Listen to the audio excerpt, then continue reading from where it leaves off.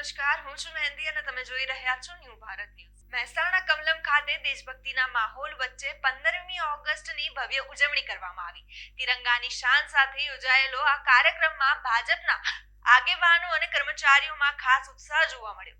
જિલ્લા ભાજપ પ્રમુખ ગિરીશભાઈ રાજગોરના હસ્તે ધ્વજવંદન કરવામાં આવ્યું. આવો જાણીએ સમગ્ર કાર્યક્રમની વિગત.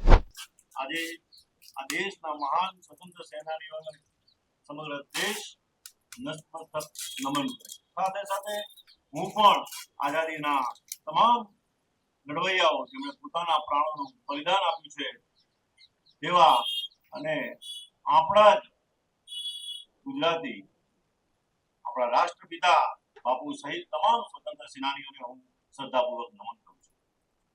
આજે આ પર્વ નિમિત્તે દેશના અને મહેસાણાના સૌ નાગરિક ભાઈઓ અને બહેનોને હું આ આઝાદીના પર્વની શુભકામનાઓ પણ પાઠવું છું. આજે તિરંગો ઘરે ઘરે લહેરાઈ રહ્યો છે. સાથે સાથે નાગરિકોના મનમાં પણ લહેરાઈ રહ્યો છે.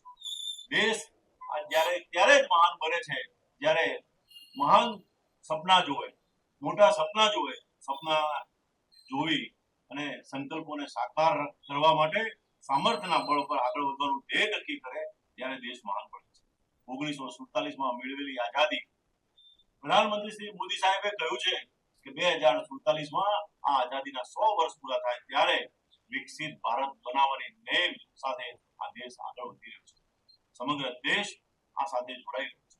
વંદે માતરમના 150 વર્ષ પૂર્ણ થયા છે ત્યારે આ વખતે ભારતની સંસદે વંદે માતરમને પૂર્ણ દરજ્જો આપી અને રાષ્ટ્રગાન તરીકે સ્વીકાર કરી પ્રથમ વંદે માતરમ ગાવાને પણ માન્યતા આપી છે. ત્યારે ભારતની સંસદને ખૂબ ખૂબ અભિનંદન પણ પાઠવું છું. 80મા સ્વતંત્ર પર્વની મહેસાણા કમલમ ખાતે ઉજવણી કરવામાં આવી. કમલમ પરિસરમાં તિરંગો લહેરાતા સમગ્ર વાતાવરણ રાષ્ટ્રભાવનાથી રંગાઈ ગયું હતું.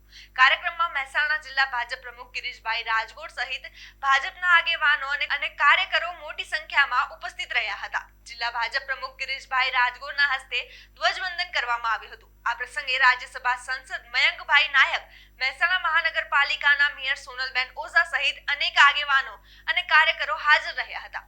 80મા સ્વતંત્ર પર્વ નિમિત્તે ઉપસ્થિત આગેવાનોએ દેશવાસીઓને શુભેચ્છાઓ પાઠવી હતી. સાથે જ દેશના વિકાસમાં દરેક નાગરિકની મહત્વપૂર્ણ ભૂમિકા હોવાનું જણાવ્યું.